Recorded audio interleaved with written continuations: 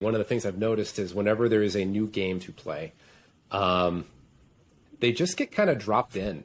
And, it's obviously it's facilitated, but like there's no rules that are explained. And it's sort of this stumbling process each time of trying to figure out, what is this game even about?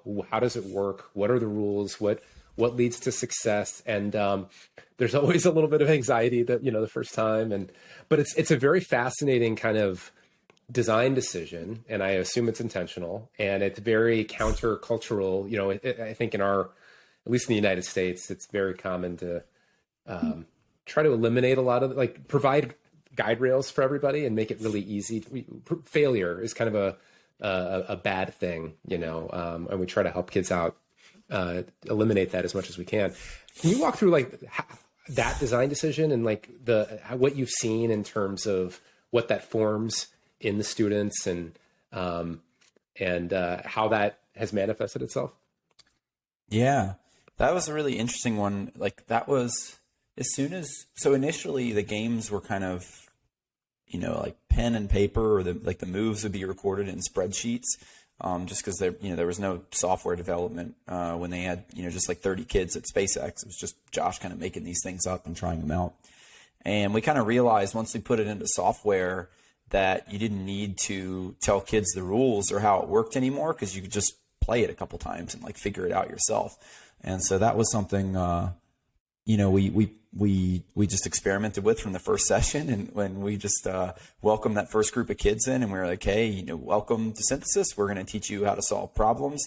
We're going to put you in breakout rooms, and you're going to have a problem to solve. Go. And like every hand goes up, and they're like, well, what's the problem? And we're like, no, we're going to put you in the room, and you're going to figure out how to solve the problem. And they're like, but how do you do it? Like, what is it? And we're like, here you go. Yeah. What is the See problem? you later. Yeah, exactly. Yeah. And they were just they come in like from traditional school environments, or it's actually kind of a new thing you can do with software, where you can just do the iterations, right? Like it's a little easier to do than like having a physical project where the kids will need some kind of instruction. The software can just start out one way, and you can just experiment with it until you kind of unravel the complexities yourself. And which is more like how life works. By and large, there's no rule book for life. So we kind of tell kids that, like, that's life. You got to figure out how to create this knowledge yourself. We can tell you how to play, but that's not important. It's not important to know how to play the game. It's important to figure out how to play games in general, and how to figure out what's going on when there's no one there to tell you. And so the kids were initially they'd get pretty upset. We coined our motto, "Embrace the chaos," because the kids would come in and just there'd be tears, they'd just be overwhelmed. Kids would like storm out or slam the laptop down and just be really upset. But everyone came back the next day with like a new attitude, and they were excited. They were like invigorated by this. There was a book, I don't know if it's 10 years ago. So there was a book called Nurture Shock, and one of the big takeaways that I took from that was that there's this issue where, especially very bright kids who have a track record of picking things up quickly and are successful, especially if you praise them for doing it, it kind of creates a disincentive for them to stumble and fall. And I would imagine that a lot of the students that are kind of in this program are not. I would imagine that they're pretty intelligent kids, and so.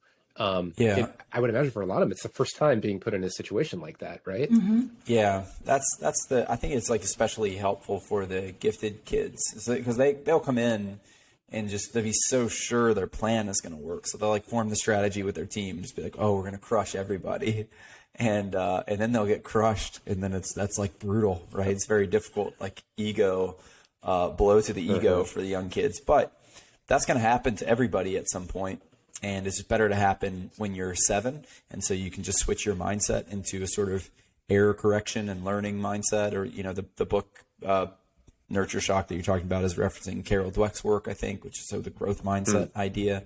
Yeah. But whatever you call it, it's just important to focus on your ability to learn and to correct errors in your thinking, rather than to have your ego tied up in just being like the smartest one. And for the most gifted kids, they're not going to run into anyone who's like smarter than them in the sense that we talk about in school for, maybe quite a long time.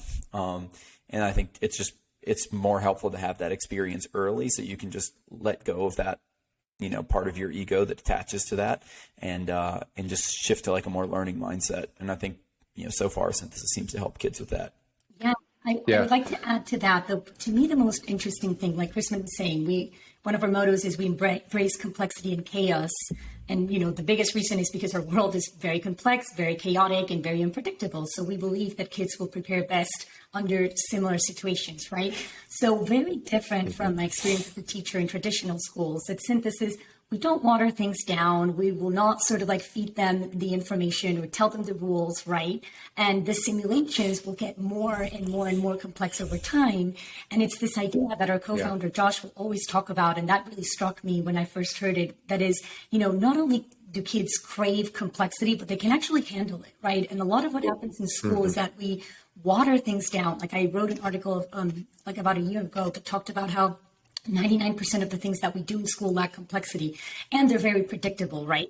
So what happens is that as soon as things become predictable and straightforward, then they become boring.